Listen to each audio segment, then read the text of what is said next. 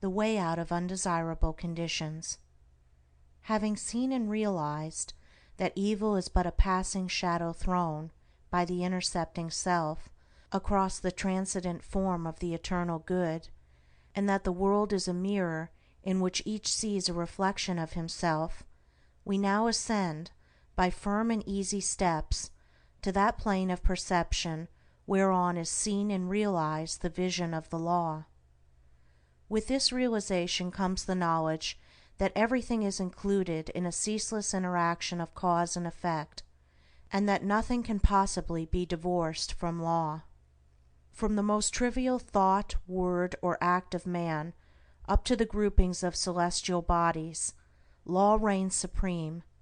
No arbitrary condition can, even for one moment, exist, for such a condition would be a denial and an annihilation of law. Every condition of life is, therefore, bound up in an orderly and harmonious sequence, and the secret and cause of every condition is contained within itself.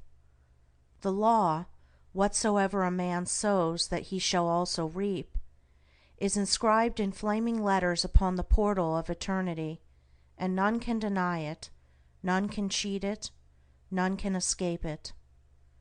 He who puts his hand in the fire must suffer the burning, until such a time as it has worked itself out, and neither curses nor prayers can avail to alter it. And precisely the same law governs the realm of mind. Hatred, anger, jealousy, envy, lust, covetousness, all these are fires which burn, and whoever even so much as touches them must suffer the torments of burning.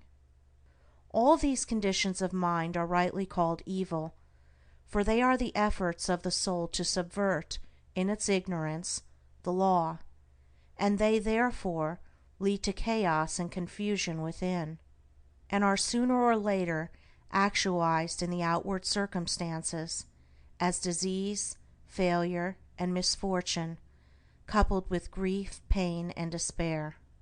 Whereas love, gentleness, goodwill, purity, are cooling airs which breathe peace upon the soul that woes them, and being in harmony with the eternal law, they become actualized in the form of health, peaceful surroundings, and undeviating success and good fortune. A thorough understanding of this great law which permeates the universe leads to the acquirement of that state of mind known as obedience. To know that justice, harmony, and love are supreme in the universe is likewise to know that all adverse and painful conditions are the result of our own disobedience to that law.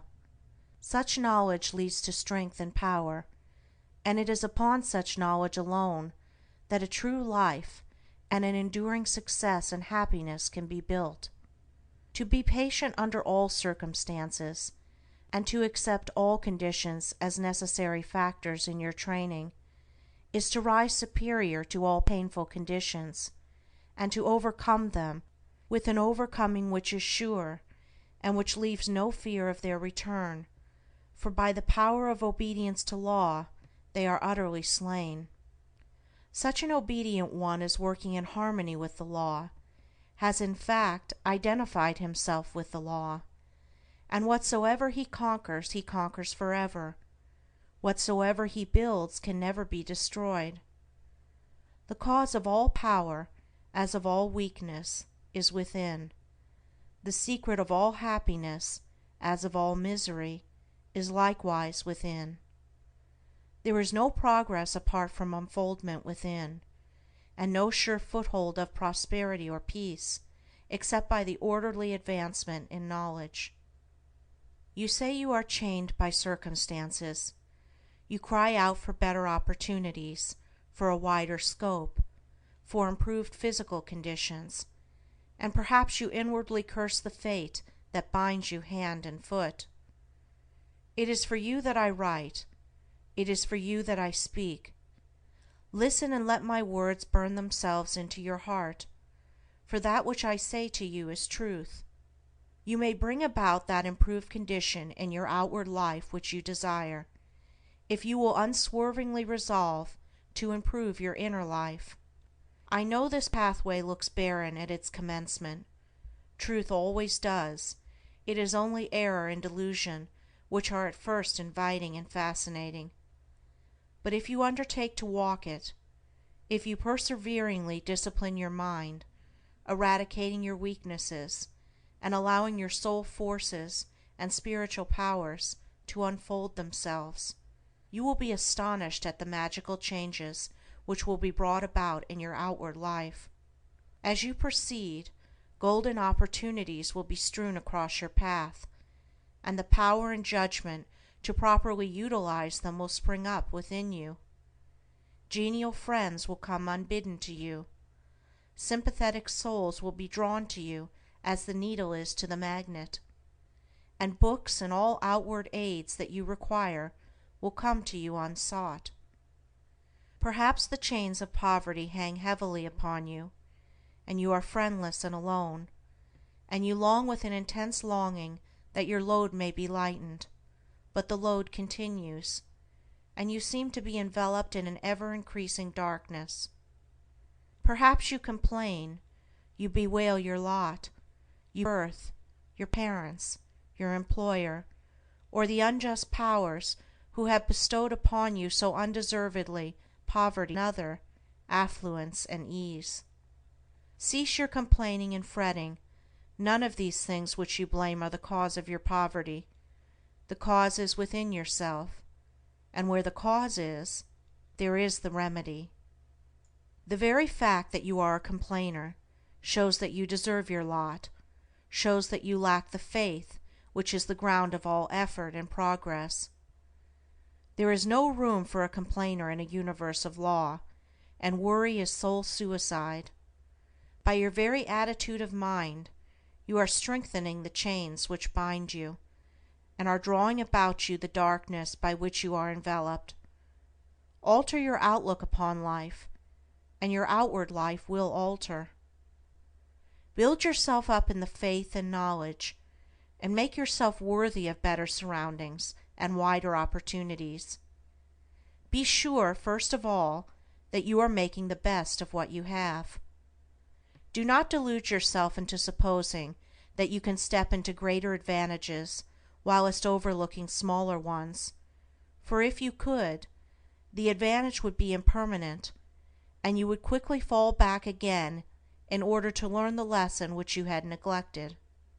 As the child at school must master one standard before passing on to the next, so before you can have that greater good which you so desire, must you faithfully employ that which you already possess.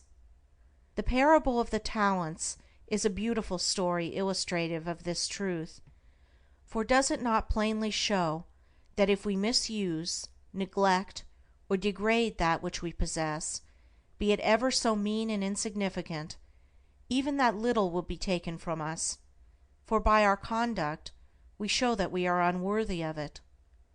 Perhaps you are living in a small cottage, and are surrounded by unhealthy and vicious influences. You desire a larger and more sanitary residence. Then you must fit yourself for such a residence by first of all making your cottage as far as possible a little paradise.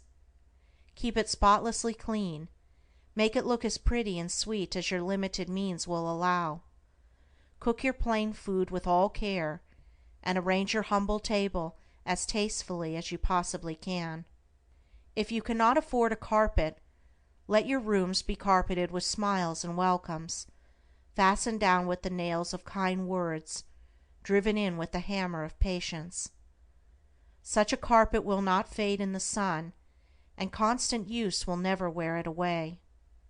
So by ennobling your present surroundings you will rise above them, and above the need of them, and at the right time you will pass on into a better house and surroundings, which have all along been waiting for you, and which you have fitted yourself to occupy. Perhaps you desire more time for thought and effort, and feel that your hours of labor are too hard and long. Then see to it that you are utilizing to the fullest possible extent what little spare time you have. It is useless to desire more time if you are already wasting what little you have, for you would only grow more indolent and indifferent. Even poverty and lack of time and leisure are not the only evils that you imagine they are, and if they hinder you in your progress, it is because you have clothed them in your own weaknesses, and the evil that you see them in is really in yourself. Endeavor to fully and completely realize that in so far as you shape and mold your mind, you are the maker of your destiny, and as, by the transmuting power of self-discipline, you realize this more and more, you will come to see that these so-called evils may be converted into blessings. You will then utilize your poverty for the cultivation of patience, hope, and courage, and your lack of time in the gaining of promptness of action and decision of mind, by seizing the precious moments as they present themselves for your acceptance. As in the rankest soil the most beautiful flowers are grown, so in the dark soil of poverty the choicest flowers of humanity have developed and bloomed. Where there are difficulties to cope with, and unsatisfactory conditions to overcome, there virtue most flourishes and manifests its glory. It may be that you are in the employ of a tyrannous master or mistress, and you feel that you are harshly treated. Look upon this also as necessary to your training. Return your employer's unkindness with gentleness and forgiveness. Practice unceasingly patience and self-control. Turn the disadvantage to account by utilizing it for the gain of mental and spiritual strength, and by your silent example and influence, you will thus be teaching your employer, will be helping him to grow ashamed of his conduct, and will, at the same time, be lifting yourself up to that height of spiritual attainment by which you will be enabled to step into new and more congenial surroundings at the time when they are presented to you. Do not complain that you are a slave, but lift yourself up, by noble conduct, above the plane of slavery. Before complaining that you are a slave to another, be sure that you are not a slave to self. Look within, look searchingly, and have no mercy upon yourself. You will find there, perchance, slavish thoughts, slavish desires, and in your daily life and conduct, slavish habits. Conquer these, cease to be a slave to self, and no man will have the power to enslave you. As you overcome self, you will overcome all adverse conditions, and every difficulty will fall before you. Do not complain that you are oppressed by the rich. Are you sure that if you gain these riches, you would not be an oppressor yourself? Remember that there is the eternal law, which is absolutely just, and that he who oppresses today must himself be oppressed tomorrow, and from this there is no way of escape. And perhaps you, yesterday, in some former existence, were rich and an oppressor, and that you are now merely paying off the debt which you owe to the great law.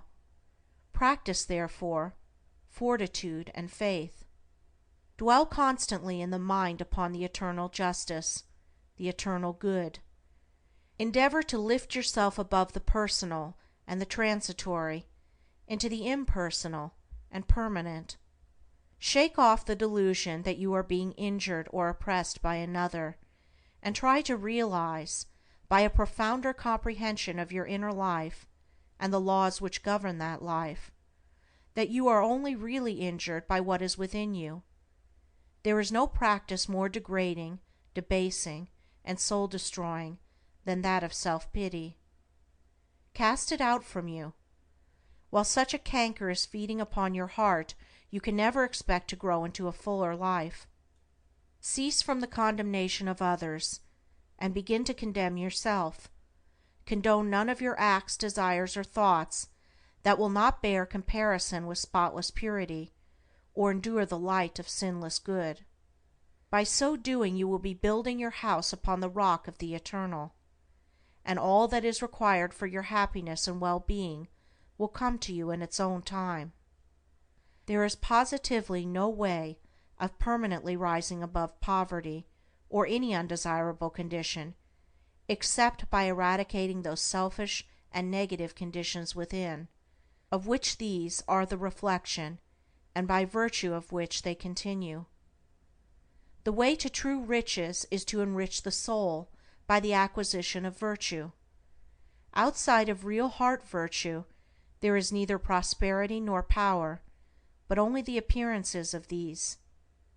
I am aware that men make money who have acquired no measure of virtue, and have little desire to do so, but such money does not constitute true riches, and its possession is transitory and feverish. Here is David's testimony: "For I was envious at the foolish when I saw the prosperity of the wicked. Their eyes stand out with fatness, they have more than heart could wish. Verily I have cleansed my heart in vain, and washed my hands in innocence. When I thought to know this, it was too painful for me, until I went into the sanctuary of God.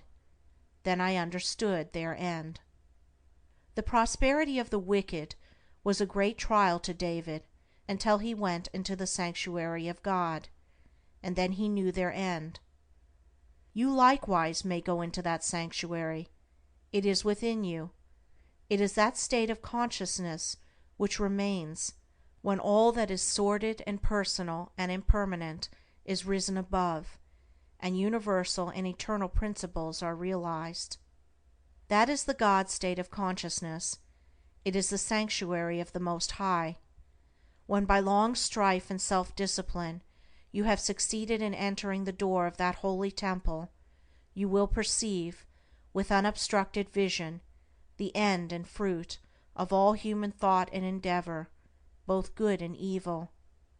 You will then no longer relax your faith when you see the immoral man accumulating outward riches, for you will know that he must come again to poverty and degradation. The rich man who is barren of virtue is in reality poor, and as surely as the waters of the river are drifting to the ocean, so surely is he, in the midst of all his riches, drifting towards poverty and misfortune, and though he die rich, yet he must return to reap the bitter fruit of all his immorality. And though he become rich many times, yet as many times must he be thrown back into poverty, until by long experience and suffering he conquers the poverty within.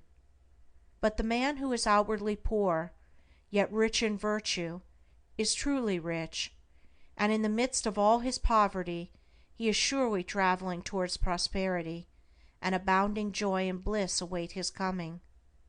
If you would be truly and permanently prosperous, you must first become virtuous.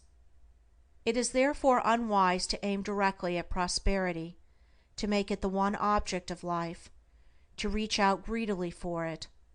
To do this is to ultimately defeat yourself, but rather aim at self-perfection, make useful and unselfish service the object of your life, and ever reach out hands of faith towards the supreme and unalterable good. You say you desire wealth not for your sake, but in order to do good with it and to bless others.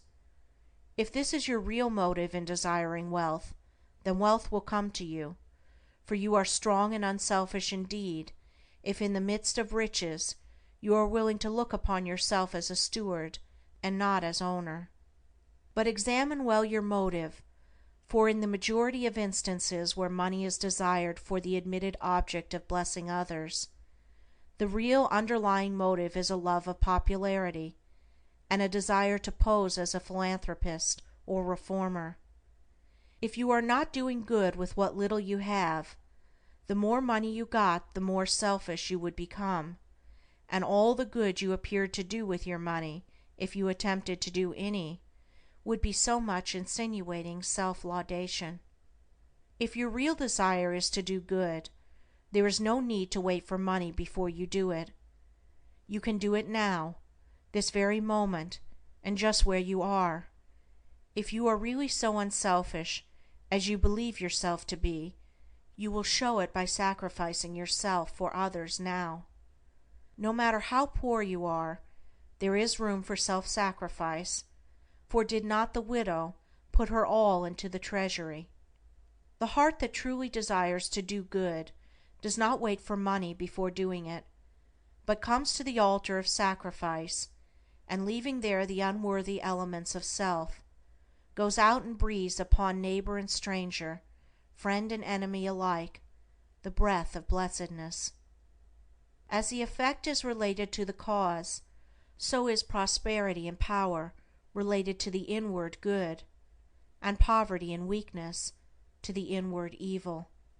Money does not constitute true wealth, nor position, nor power, and to rely upon it alone is to stand upon a slippery place. Your true wealth is your stock of virtue, and your true power the uses to which you put it. Rectify your heart, and you will rectify your life. Lust, hatred, anger, vanity, pride, covetousness, self-indulgence, self-seeking, obstinacy, all these are poverty and weakness, whereas love, purity, gentleness, meekness, compassion, generosity, self-forgetfulness, and self-renunciation, all these are wealth and power. As the elements of poverty and weakness are overcome, an irresistible and all-conquering power is evolved from within, and he who succeeds in establishing himself in the highest virtue brings the whole world to his feet. But the rich, as well as the poor, have their undesirable conditions, and are frequently farther removed from happiness than the poor. And here we see how happiness depends, not upon outward aids or possessions, but upon the inward life. Perhaps you are an employer, and you have endless trouble with those whom you employ, and when you do get good and faithful servants, they quickly leave you. As a result, you are beginning to lose, or have completely lost, your faith in human nature. You try to remedy matters by giving better wages and by allowing certain liberties, yet matters remain unaltered. Let me advise you. The secret of all your trouble is not in your servants, it is in yourself, and if you look within with a humble and sincere desire to discover and eradicate your error, you will, sooner or later, find the origin of all your unhappiness. It may be some selfish desire, or lurking suspicion, or unkind attitude of mind which sends out its poison upon those about you, and reacts upon yourself, even though you may not show it in your manner or speech. Think of your servants with kindness. Consider of them that extremity of service which you yourself would not care to perform were you in their place. Rare and beautiful is that humility of soul by which a servant entirely forgets himself in his master's good, but far rarer and beautiful with a divine beauty is that nobility of soul by which a man, forgetting his own happiness, seeks the happiness of those who are under his authority, and who depend upon him for their bodily sustenance. And such a man's happiness is increased tenfold, nor does he need to complain of those whom he employs. Said a well-known and extensive employer of labor, who never needs to dismiss an employee, "I have always had the happiest relations with my work people. If you ask me how it is to be accounted for, I can only say that it has been my aim from the first to do to them as I would wish to be done by. Herein lies the secret by which all desirable conditions are secured, and all that are undesirable are overcome. Do you say that you are lonely and unloved, and have not a friend in the world? Then, I pray you, for the sake of your own happiness, blame nobody but yourself. Be friendly towards others, and friends will soon flock round you. Make yourself pure and lovable, and you will be loved by all. Whatever conditions are rendering your life burdensome, you may pass out of and beyond them by developing and utilizing within you the transforming power of self-purification and self-conquest. Be it the poverty which galls, and remember that the poverty upon which I have been dilating is that poverty which is a source of misery, and not that voluntary poverty which is the glory of emancipated souls. Or the riches which burden, or the many misfortunes, griefs, and annoyances which form the dark background in the web of life, you may overcome them by overcoming the selfish elements within which give them life. It matters not that by the unfailing law there are past thoughts and acts to work out and to atone for, as by the same law we are setting in motion, during every moment of our life, fresh thoughts and acts, and we have the power to make them good or ill. Nor does it follow that if a man, reaping what he has sown, must lose money or forfeit position, that he must also lose his fortitude or forfeit his uprightness, and it is in these that his wealth and power and happiness are to be found. He who clings to self is his own enemy and is surrounded by enemies. He who relinquishes self is his own savior and is surrounded by friends like a protecting belt.